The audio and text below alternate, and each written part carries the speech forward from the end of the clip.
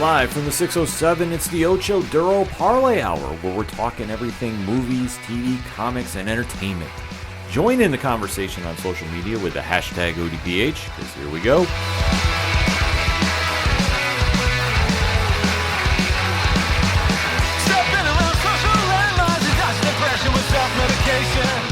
Welcome to an all-new edition of the ODPH podcast, better known as the Ocho Duro Parlay Hour. What is happening, everybody? Ken M in the studio, and joining me this edition is not Padawan J. He's out on assignment, but fear not, we have a co-host that everybody here at 607 Podcast knows very, very well, and especially if you follow Nerd Initiative's Turn a Page. Coming at you live and direct, saying hello, hello, hello. It's me, off the cuff Tom, sitting in for the wonderful Padawan J. We hope he's doing the best assignment out there ever. I am in very big shoes to fill tonight, and I'm going to do my best.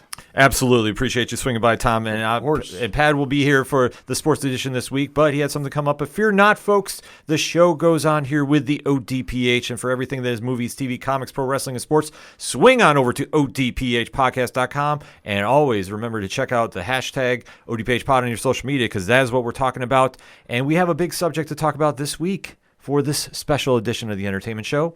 And that is the return of the Doctor. Doctor Who, that is. Yes. Which one?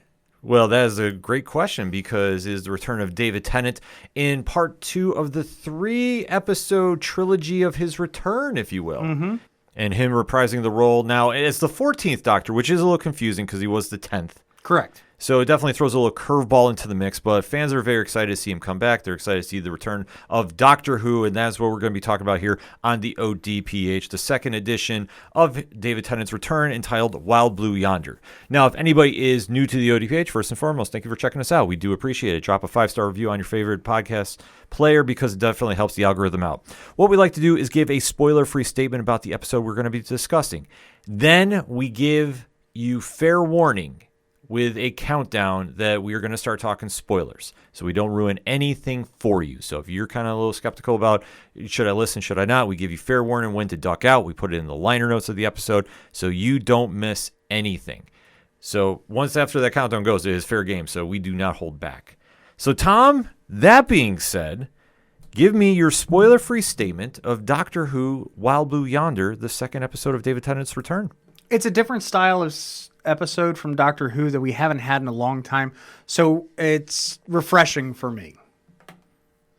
Honestly, it's refreshing. I really do think that it's a very polarizing episode. I think people can go one way or the other considering where they decided to go with this. I mean, we're only getting 3, 4, maybe an extra special, because let's be honest, they'll probably slide something in with Tennant as the 14th. So to do an episode of this style, I like the twist.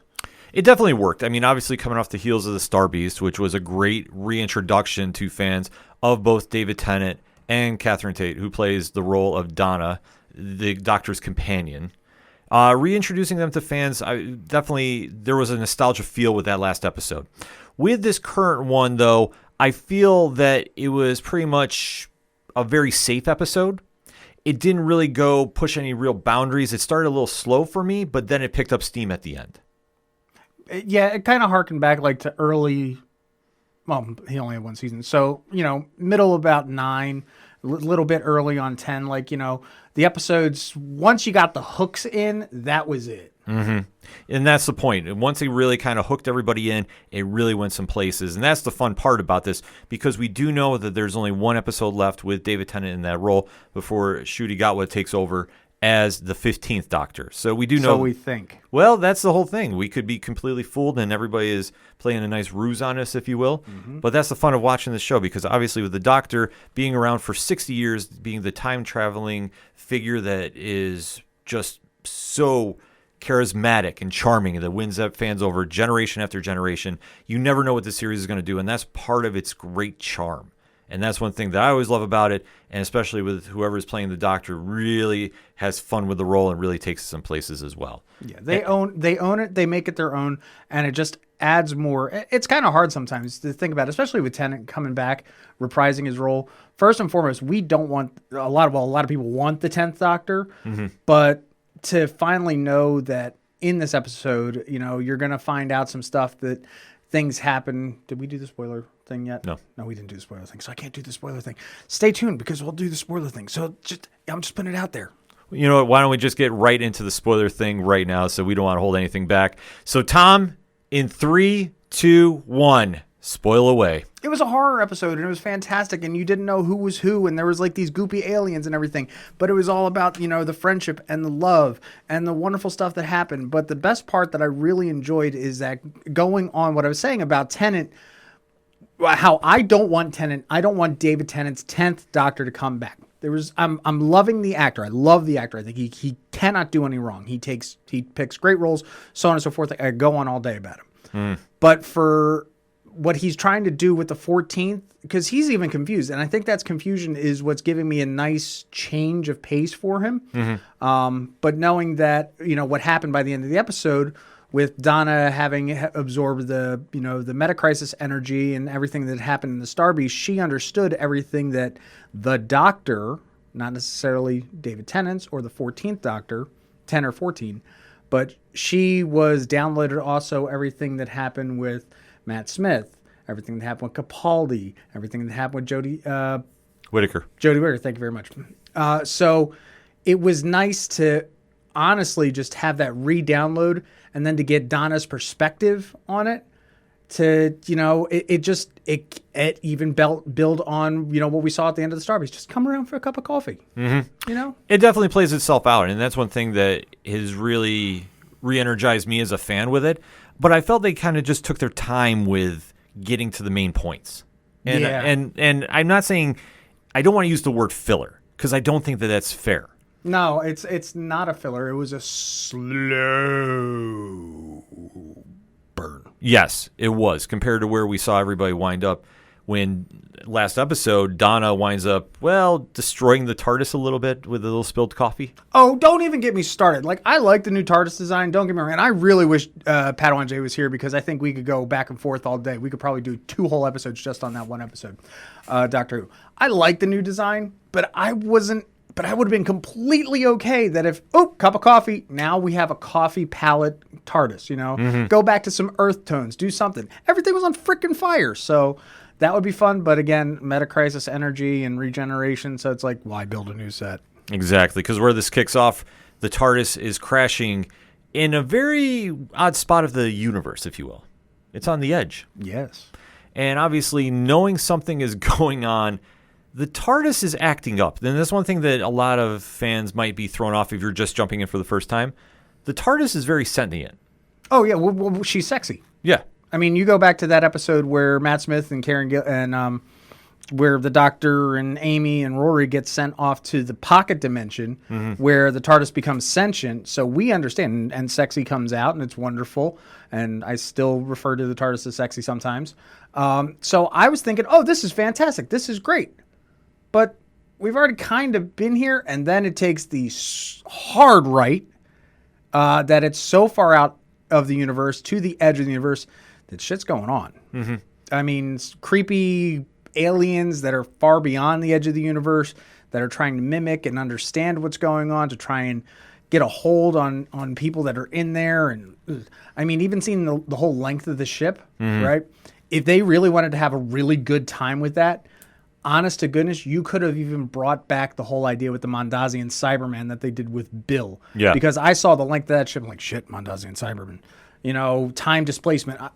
My mind always races when I'm watching Doctor Who because knowing, Russell T and his writing, he's going to put that one tiny little stitch in that wibbly-wobbly, timey-wimey fabric that's going to make you go, did he just make a reference to something?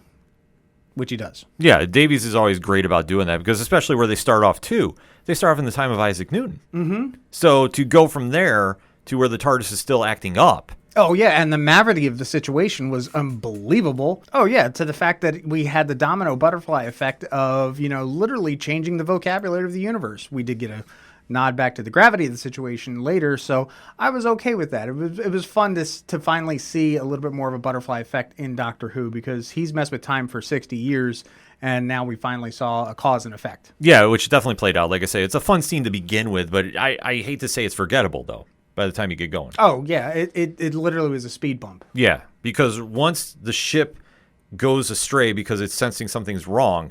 This is where the doctor starts trying to explore the ship with Donna and understands that, well, it's not exactly what they think it is because it's empty.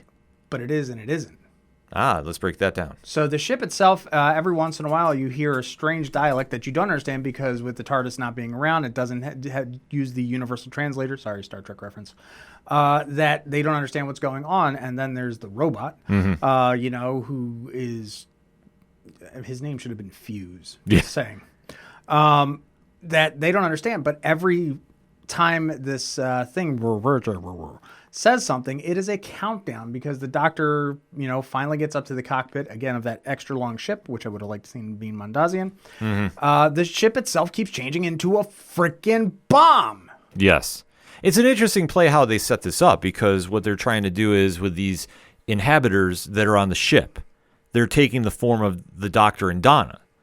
And they're really kind of messing with both companions that are on the ship because everybody can't figure out what exactly is going on. So while our Doctor, who even though we know he has been the Doctor before, is still very new. Every time there's regeneration, there's still a little bit of that amnesic period.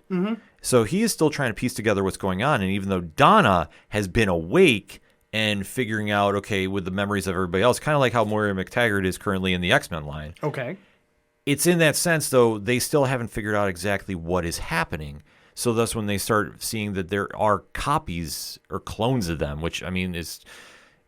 I hate saying clones because that always just drives me nuts. But duplicates. Yes, duplicates works better because anytime I think clones, I think the Clone Saga from Spider-Man, and we'll save that for another time. I'm brooding. Yes.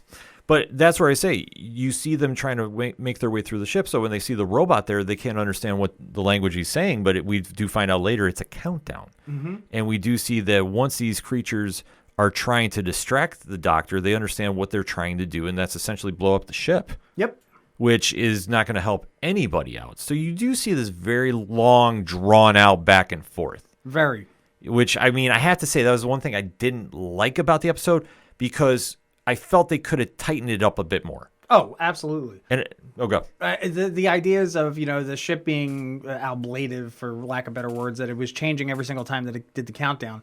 And finally meeting the, quote, captain who had sacrificed themselves. And the big reveal that the only way that these beings from the edge of the universe were able to finally form themselves completely is to learn how beings act, i.e. as the Doctor and Donna were both running through scenarios and situations and thinking, they had some sort of psychic link to them. So, I mean, how do we figure this out? What do we do? So they had to figure out a way to get around said thinking process, and that's where our buddy the robot comes in because he's so old school, good old gears and go. That was it.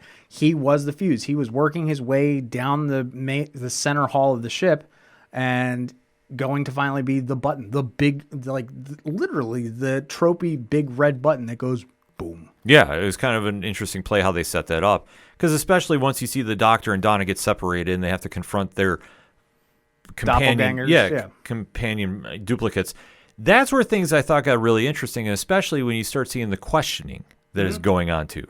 Because Donna was really pressing the fake Doctor about where he was from. And he kept saying, oh, I'm from Gallifrey. No, you're not. I know you're not from there. Because of the download. Yep. So that's where that kind of tips that off. Meanwhile, our Doctor, who is secluded away with the fake Donna, does the same thing about pressing about the memories that she retained and understands when the loophole is said. That throws everything out of the mix, which does cause them to lose their character very quickly. Yeah, it does. It was really nice. We've seen too many times in science fiction, you always get the duplicate or the clone or the episode, and it really does follow very certain and specific tropes. This was nice because it had that quote-unquote horror element. My arms are too big, my face is too big, my eyes are too big, whatever.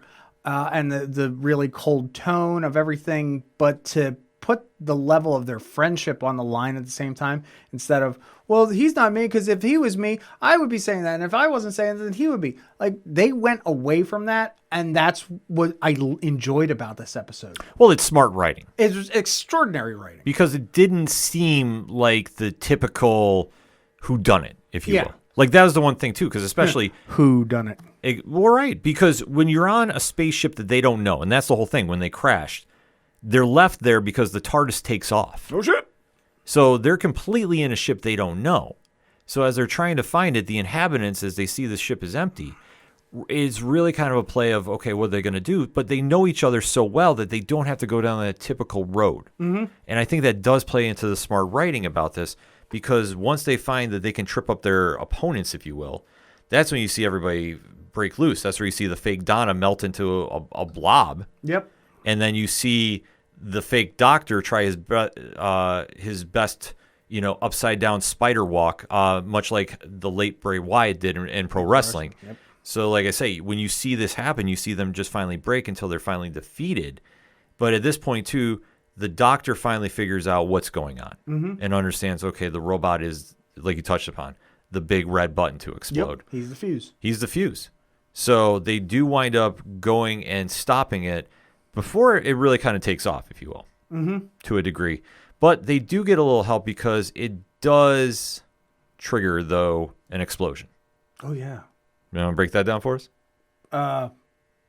It really went boom. And the best part is so because the TARDIS went, oh, crap, and, like, left, it's because it sensed danger and because it was in, it's like a crab or any type of crustacean or whatnot that, molts. It's just shed its skin. So it went, bad day, and went away until it realized that it was going to be safe seconds before the ship goes boom. Mm-hmm. To have the doctor run onto the TARDIS and then Donna's trying to catch up behind and we still weren't sure which Donna we had. Right. Because once they're defeated, they're still going on the ship. And that's the one thing that our doctor figured out, too.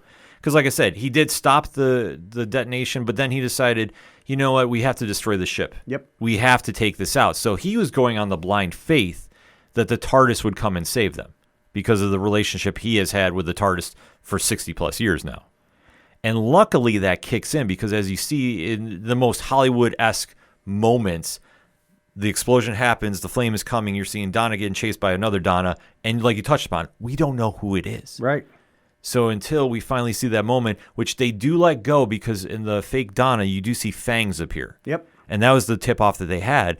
We know, okay, then that's the fake one, and we see the real Donna get saved because the TARDIS opens up right before they take off, right before the flames take. Yep, it was the fangs because the TARDIS scanned Donna and realized that it was literally off by 0.1% in the elbow. Yeah. Like fake Donna or doppelganger Donna, duplicate Donna was so tuned in, she almost solidified, realityified herself to being a full being. Mm-hmm. But the TARDIS said, nope, go save the real Donna.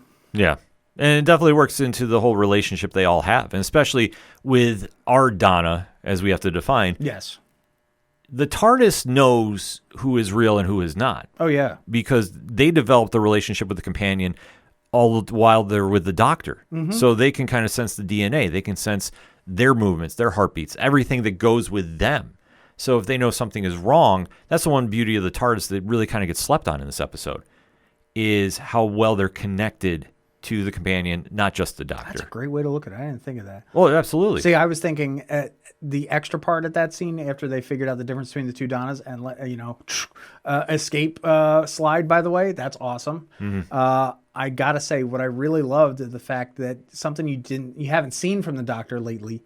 He hugs his companion. He kissed Donna on the head. Like it's interesting. Like I said, as much as I don't want Tennant to be the 10th. I'm still okay, though, with, breadcrumbs of his old character in the 14th. Well, the one thing that has been haunting these two episodes that we know eventually we're going to get a payout for is why the Doctor came back as the face of the 10th. Yeah, why this face? And, ever since we had Capaldi and we got the realization why he picked that face from the Pompeii episode, I think it's going to have a really, really, really good payoff because the last time we saw Toyman, right, the toy maker, was William Hartnell. So, I mean, that was 60 years ago, and obviously we're not going to get him back or even the actor who, from Harry Potter who played the janitor, blah, blah, blah, yada, yada, who played, that adaptation of William Hartnell. We're not going to get that either.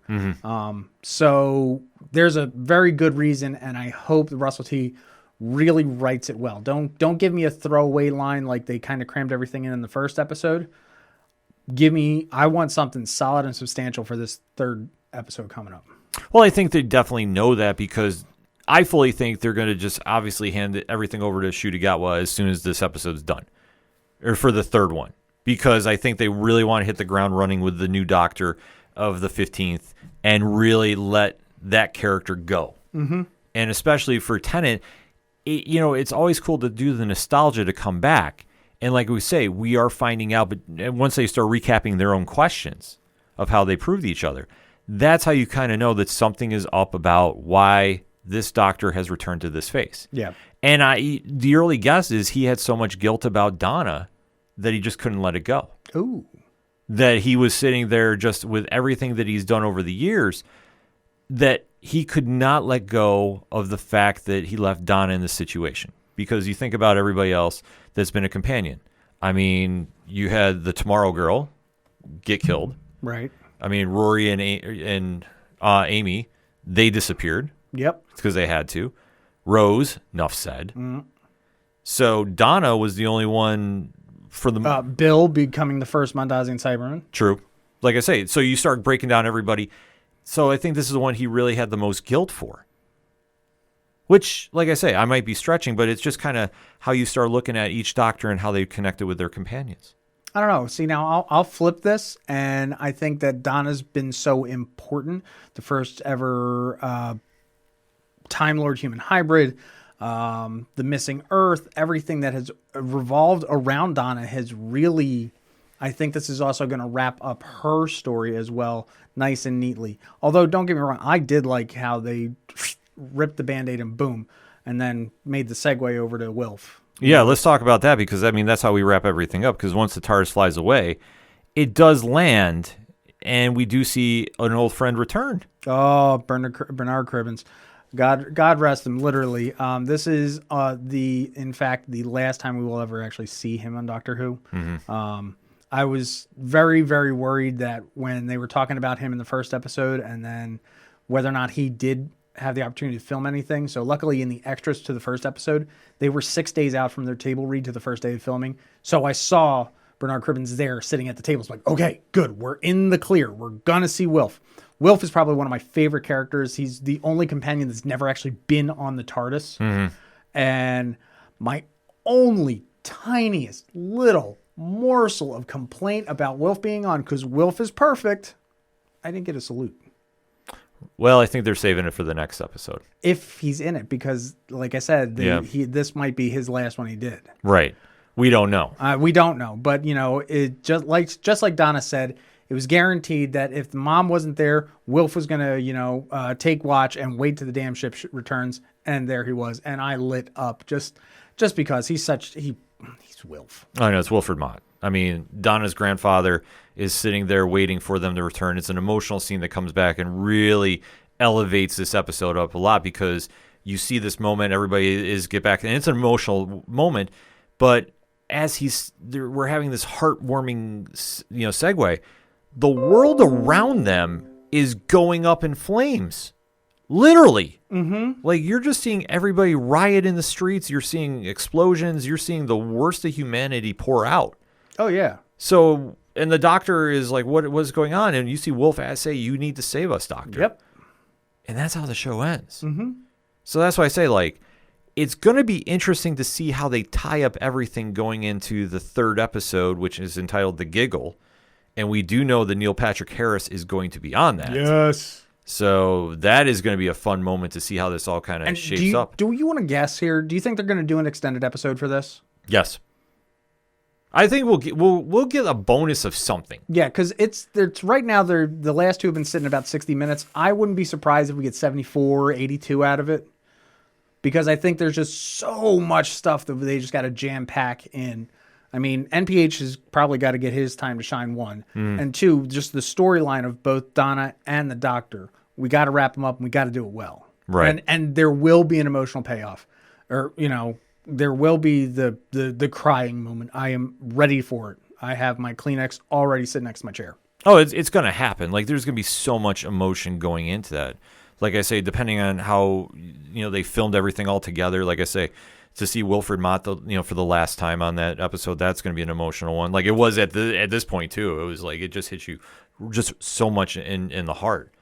And then to see, like, this is going to be the last time, arguably, we see, the Doctor and Donna together, unless, something really crazy happens down the road.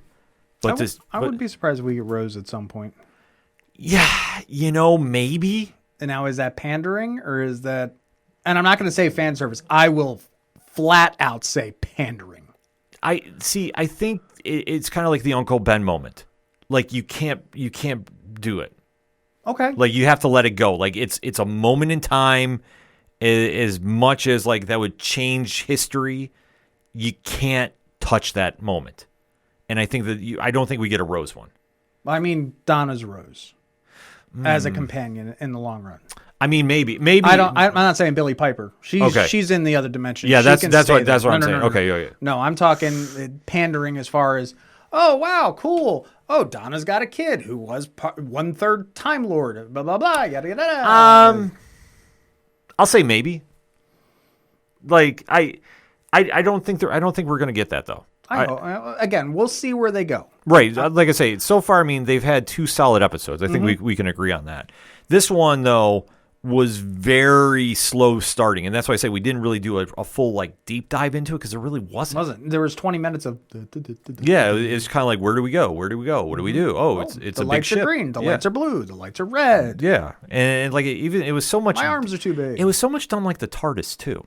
Like, that was the one thing with the color scheme inside a little bit. Oh, yeah.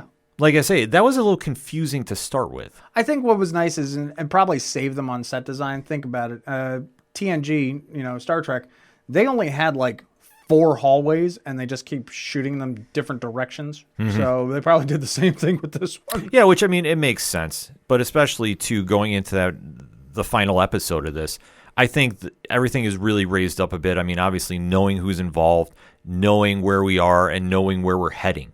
I think the first episode gave us the yay, we're back, happy, and the second episode gave us the emotional. They got the emotional hooks back into us. It's a totally different emotion that we got from episode 1 to episode 2. So when we get the payoff or the resolution or whatever word you want to use for episode 3, it's gonna smooth out everything and put a cherry right on top, a blue TARDIS cherry on top. I hope so, because you know what? I have full faith that they're going to nail this one. I think this is going to be one of the more memorable Doctor Who episodes of all time. No pun intended. I mean, we could do a whole top 10 on Nerd Initiative of top 10 episodes, but that's an idea. I think you are going to be championing that, my friend. I'm putting that out there right now, and we'll have to see where everybody ranks the giggle when it comes out. But in the meantime, though, final thoughts on the Wild Blue Yonder. I'm getting my words mixed up because I'm just so fired up about it. Refreshingly different. Slow, but refreshingly different.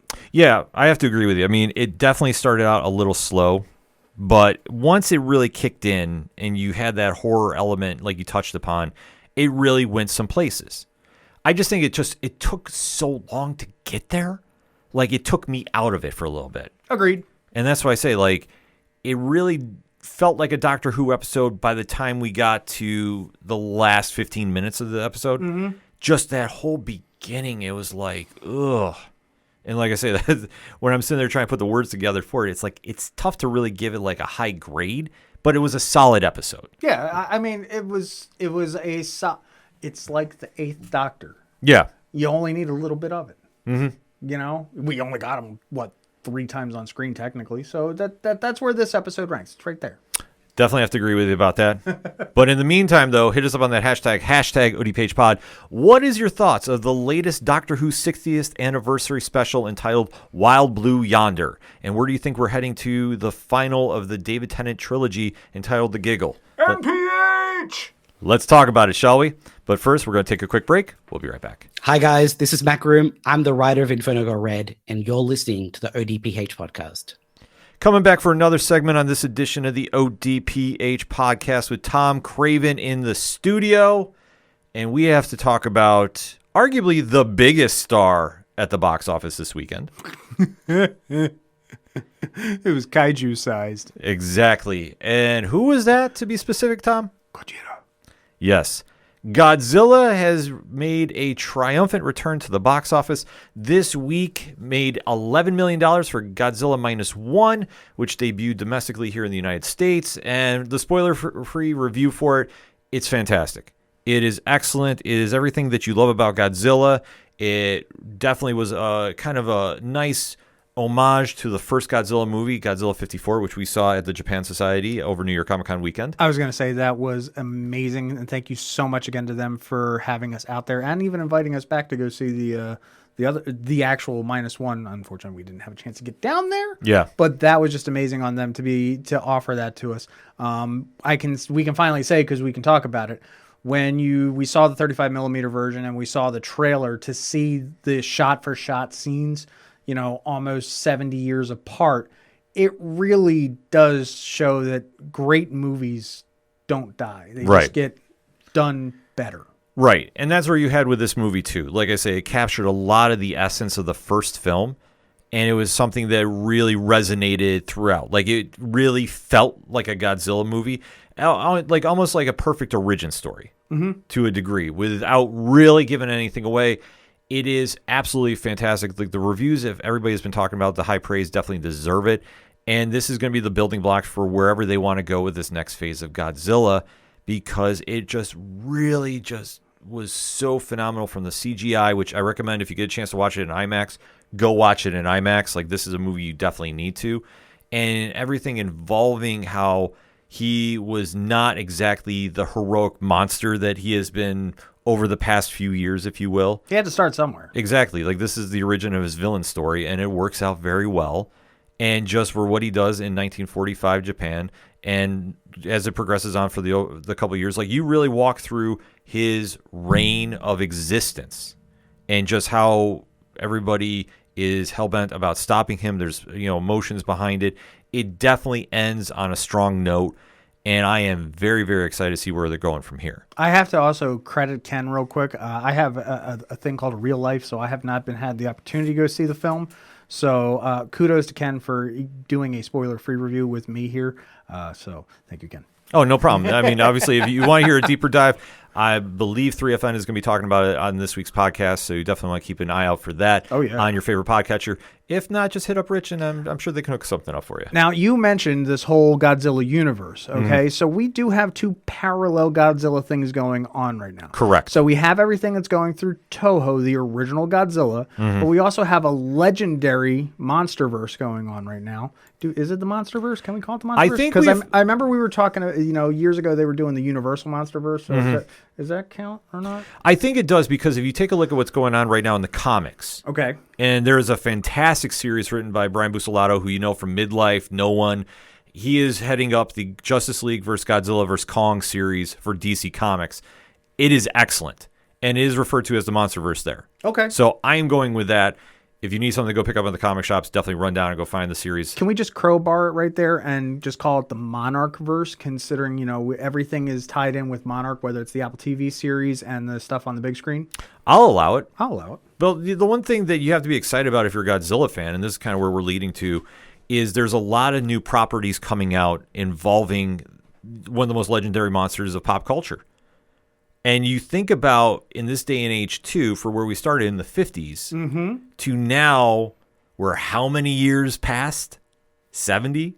Oh, yeah. And we're still exciting a new fan base. We're still presenting the legendary monster in a different light. And whether it's the Apple TV show, which you haven't checked out, Monarch Legend, Legacy of Monsters, it's amazing. 1954. Yes. And to think about, you have that, you have the comic going on right now. And then we have another movie coming out involving his best frenemy, if you will. I think that's a good one. I like that. That's a fair way to say it, because when you talk about Hollywood monsters, one of the most legendary ones of all time is King Kong. And coming off the heels of the 2021 film Godzilla vs. Kong, we have a sequel of sorts that is going to take that story even further, dropping next year. And this week we were gifted the first trailer for it. Mm-hmm. And we're going to do a little deep dive in on that. So much like we do for anything else, we're going to give you our spoiler-free take, then give you that countdown and dive right in. So Tom, what is your spoiler-free take on the trailer for Godzilla and Kong, The New Empire, dropping in 2024? It's pretty. It's really pretty. Like, CGI is just getting so good. Like, you wouldn't... It's pretty. Like, you're right. Like, I should go see -1 in IMAX. I absolutely want to see this one in IMAX. Oh, you absolutely have to. Yeah. I think anytime that you can get these figures on a platform like a movie, like TV, the bigger the screen, the better. Oh, yeah. Because you just have to really have that experience. You need the scale. You absolutely need the scale. Even though Monarch Legacy of Monsters on Apple TV is doing it right now, and I know we're going to be talking about that in a future ODPH episode. On the big screen, though, to watch it in that kind of surrounding, it just amplifies that experience so much more. And it doesn't take anything away from going to your local movie theaters by any stretch, but if you get the chance to do it, this is why you go see these movies. And that's why I say, I left this going, okay, there's a lot going on here. I'm not sure how we're going to tie everything together, but I like what I saw, because I think you have to come to a point where eventually, sure, they're going to fight again. It's what they do. It's much like in the comics with the Hulk and the Thing. You have those moments where, yeah, they can team up, but eventually they always wind up fighting for reasons. This is the kind of same vibe right here, except I think there's a common enemy that we haven't seen yet. Brand new one. A brand new one, though. That's what the vibe is. And I like what I'm seeing coming out of this trailer. I mean, we've heard about Titans before in the first Godzilla film, right? And they keep tying to the Titans, and Yes. Titans and Titans and Titans.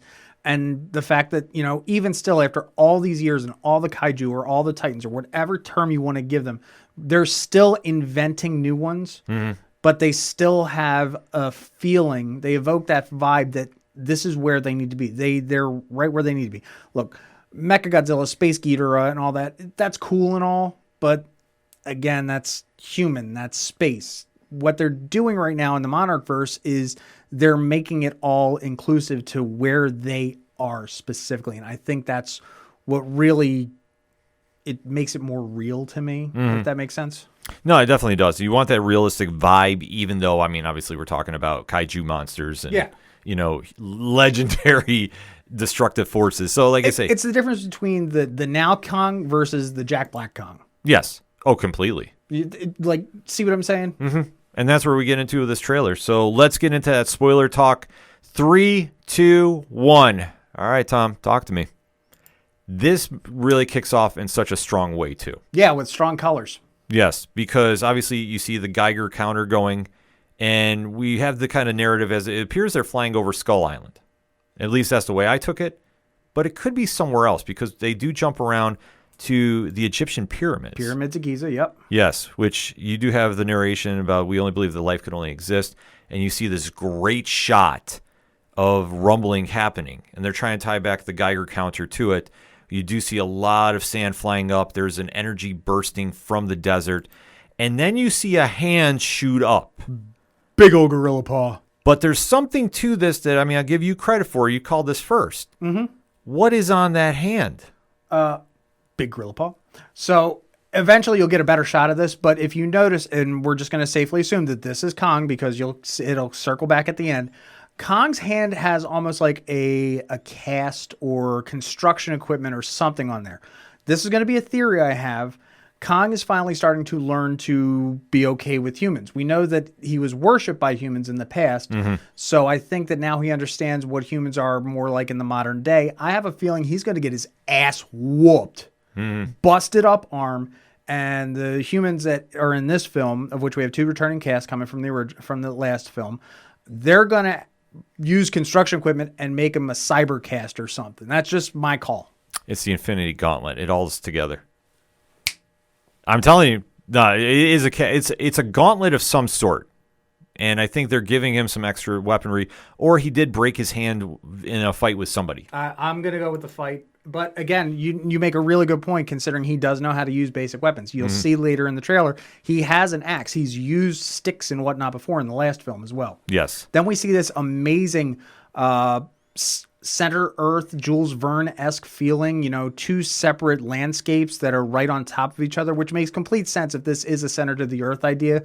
Because where would these Titans survive? Let's be honest. They can't live on the planet's surface. I mean, we've seen that, yes, Kong was able to get away with living on Skull Island, right?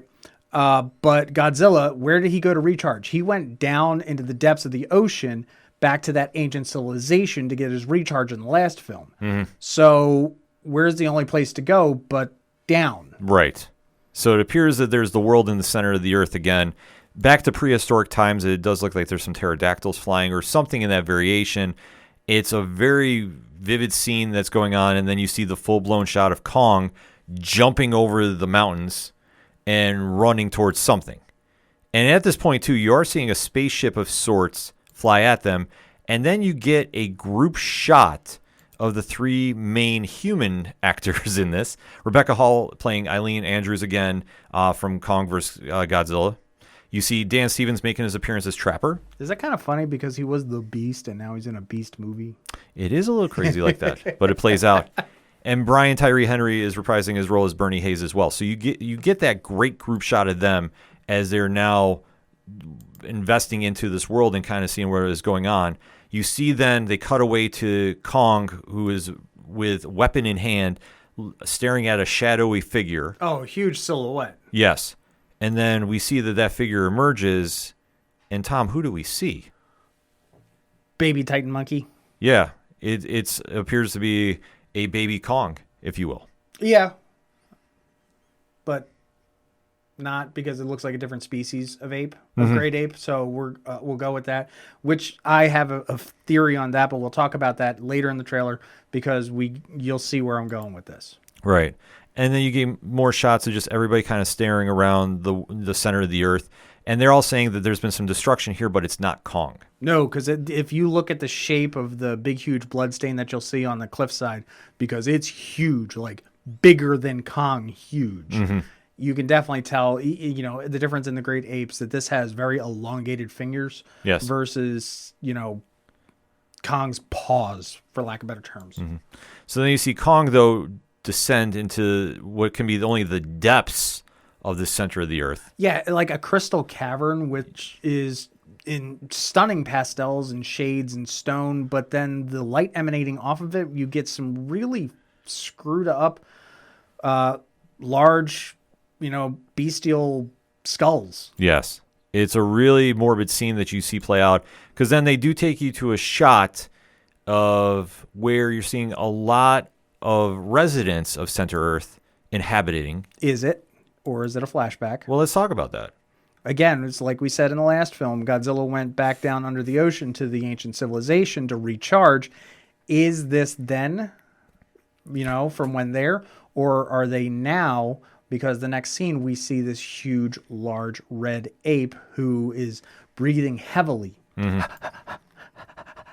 Which is great because his pitch and tone and breathing matches the seismometer in the beginning of the trailer. So it's a great, scary through line. Yeah. So it does kind of tie back that we assume that that's going to be the big bad of this film. And then you see another shot of Kong running and jumping from cliff to another cliff.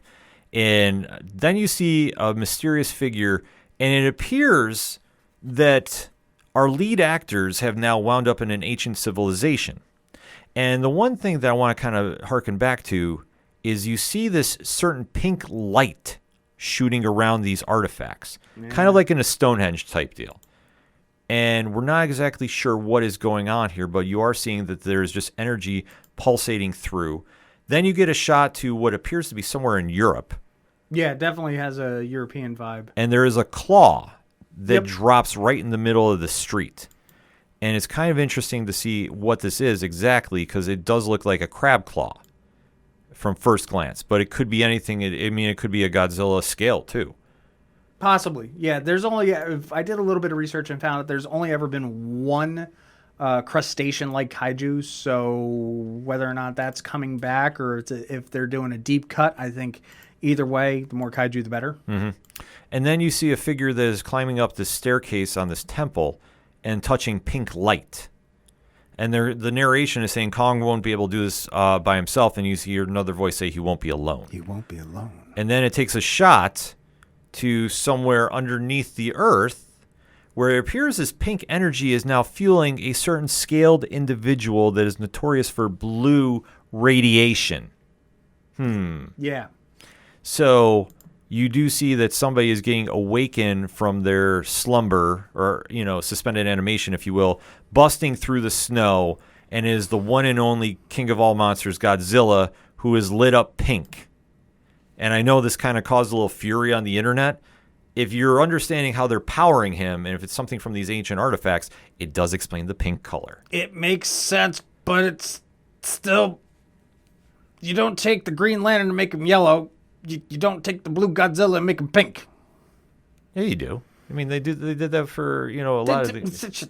Be quiet, comic book guy. I'm just saying, just proving Reasons. My point. Reasons indeed. But then we do see somebody sitting on top of a throne. We do see the red Kong figure. Anti-Kong, if you will, roaring at some of the civilization that's in the center of the earth. I like that he has a bandolero made out of bones. Spines. Yeah, it's spines. It's a very intimidating scene that you see play out, and then you see that this creature has now made it to the surface and is just towering over inhabitants at a beach. And we don't know where that is. That's the best part. It could be Tokyo. It could be San Wataneo. It could be anywhere in the world. Mm-hmm. It's a great shot, and then you see Godzilla powering up. Kong is roaring.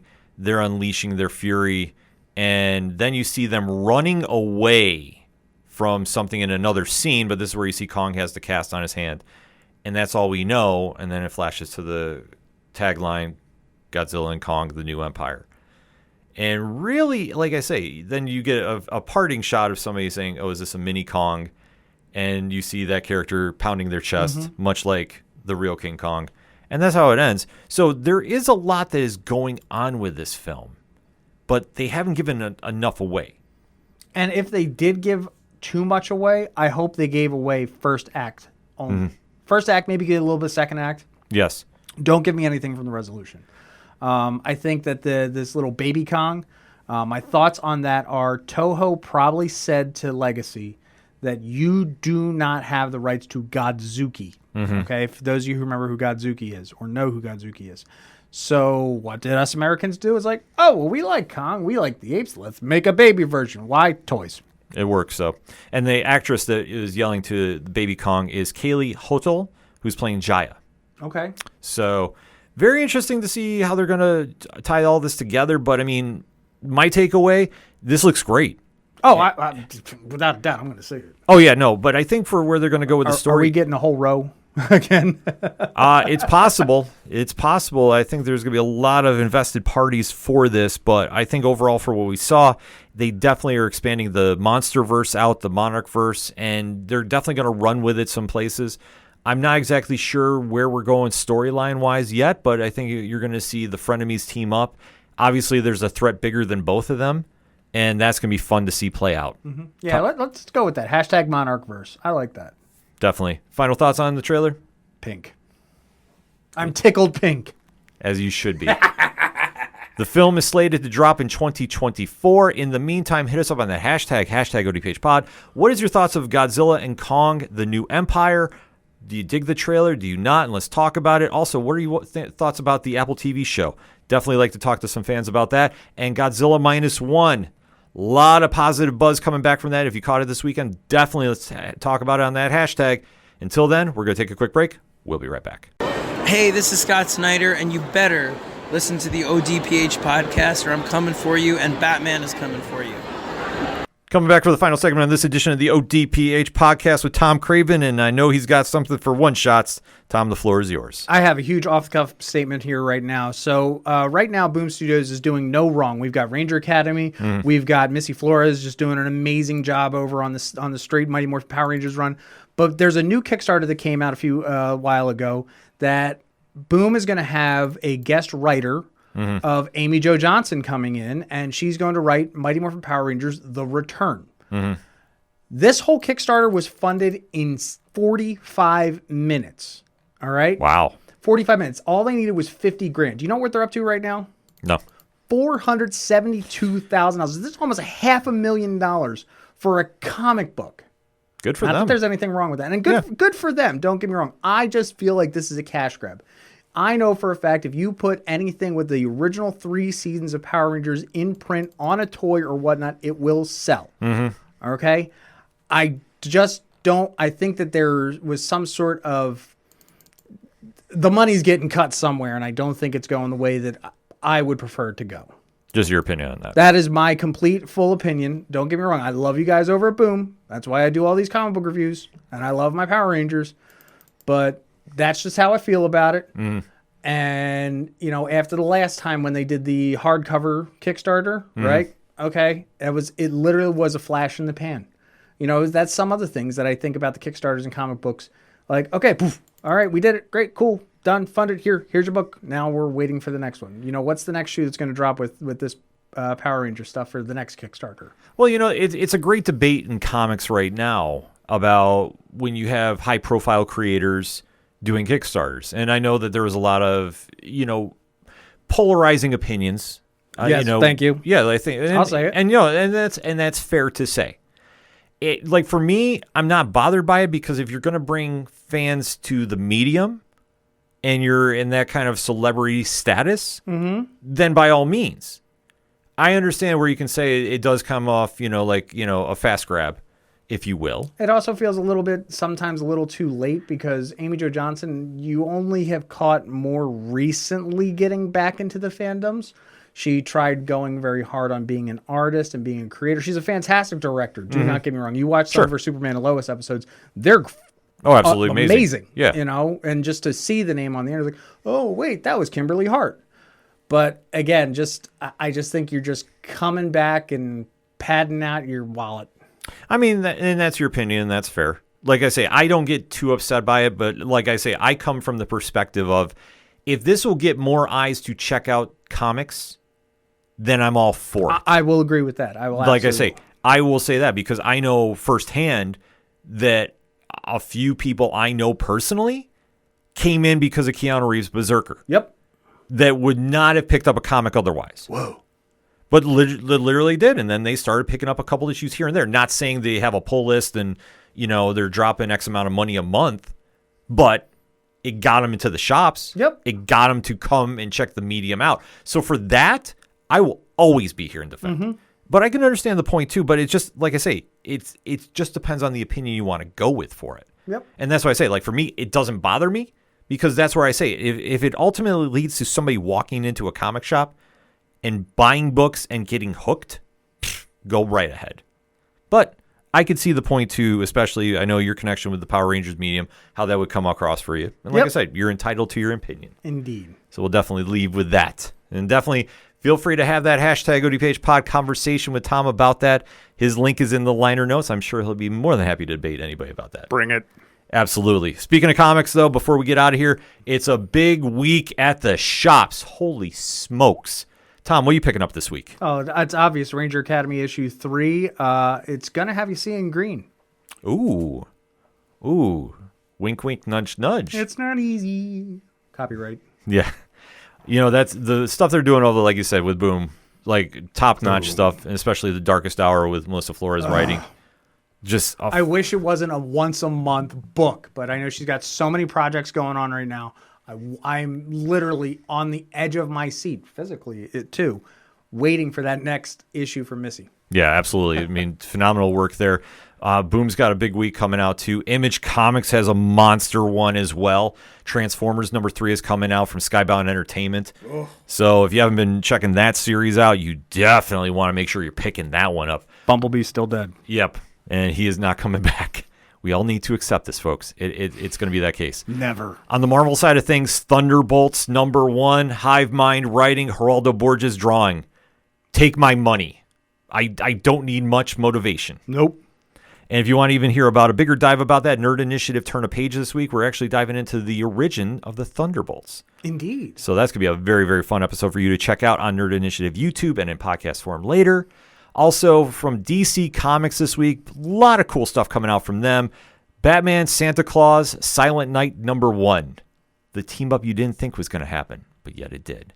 Elmer Fudd got there first. Yeah, but this is a great thing for the holiday season. Jeff Parker, Michelle Bandini is behind the book. Listen, this is just a fun read. So if you really want something very cool for the holiday season, go pick this up. Kicking off a very cool story. Love the Dan Mora cover. I mean, it's Dan Mora. I mean, it's Dan Mora, and it really gives you that. The way he hit with his drawing, it really made you feel very close to like late 90s Superman, with just the nice chiseled face, the high cheekbones, the really good hair. Yeah, I mean, if you want to see more of that, Batman Superman, World's Finest with him and Mark Waid. Oh, yeah. Arguably the best book, superhero book on the market, bar none. It's debatable, though. There's a lot of great other competition out there, such as Birds of Prey #4, Kelly Thompson, Leonardo Romero. So this story has definitely been picking up some steam. Black Canary's search and rescue mission has ran into a roadblock literally known as Wonder Woman. And we go some places for this issue is definitely just I love the cover, and the series has really hit the ground running, especially for me being an old school Image Comics fan. I love seeing Zealot as a featured member of this team. I think Kelly Thompson is doing amazing things with this squad. And again, even the cover, it's got that 1980s, late. What would that be? It's like a Kirby-esque kind of vibe to it. Very much so. Like, I wouldn't mind seeing a little speckles in there, Yeah, definitely not. Also, DC, again, like I said, strong week from them. Batman 140. So this is the second part of Mind Bomb. So Chip Zdarsky, Jorge Jimenez, this is their Joker story. This is going some places. And like I say, if you've been reading Batman since Night Terrors, they're definitely going some places with the characters. I know some people really love it. I know some people were really kind of like, I don't know what I feel about this. I think this is a very, very strong story thus far, and I think fans are really going to be excited to check this out and where they're going with it into the final part of it, where I think they're going next month.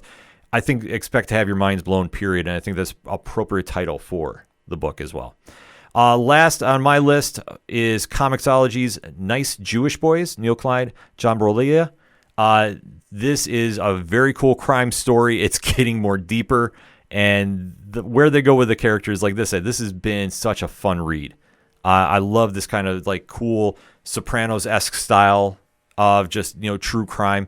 And where they're running with it, I think, is just been absolutely lights out. So definitely make sure to check that out on Comixology Originals, which you'll have to go to the Kindle app for now. Yeah, messed me all up today. Yeah, Comixology app is no longer in service, so you have to go to Kindle on Amazon to go get this. But definitely make sure you pick it up. And make sure to go hit your local comic shops up this week. If you need more recommendations, nerdinitiative.com. Every Wednesday starting at 9 a.m., we have a loaded lineup of reviews this week. So definitely make sure you set your feeds for that to go there. ODPHpodcast.com is going to have reviews up too as well. So we make sure that you are taken care of. And like we always say when it's New Comic Book Day, make sure to go hit up your local comic shops wherever you are and make sure to pay up your pull list this holiday season. Tom, thank you for stopping by the show. Why don't you tell everybody how to find you and everything going on with Off the Cuff? You can find me in the liner notes, and you can absolutely find me every single Tuesday, well, relatively 99.9% every single Tuesday night here on the Nerd Initiative with Ken right here in the ODPH studio on that wonderful folding chair doing Turn a Page. Absolutely. And for anything and everything that is the ODPH, you can find it at odphpodcast.com. That's it for this week. So for Tom Craven, my name is Ken M. Thank you as always for listening to the ODPH podcast, better known as the Ocho Duro Parlay Hour. We will see you next time. Bye.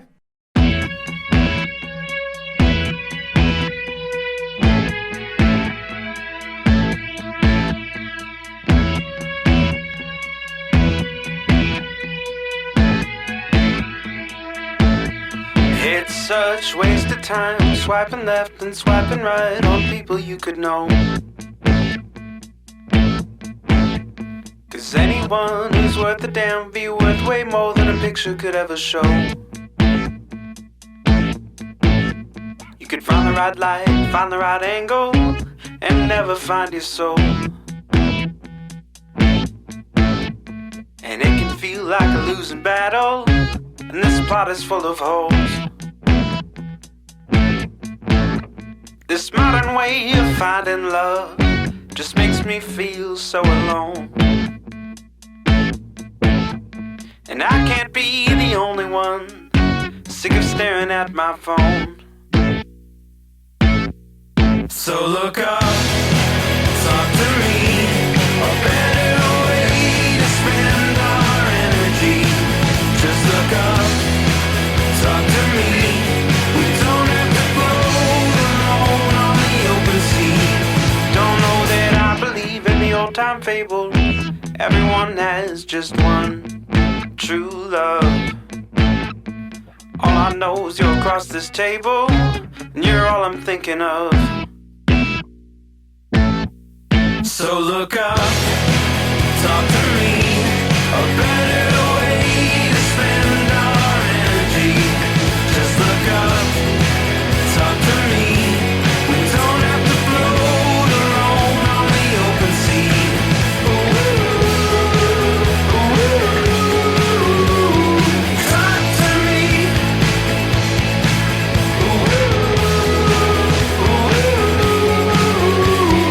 Talk to me. It's such waste of time, swiping left and swiping right on people you could know.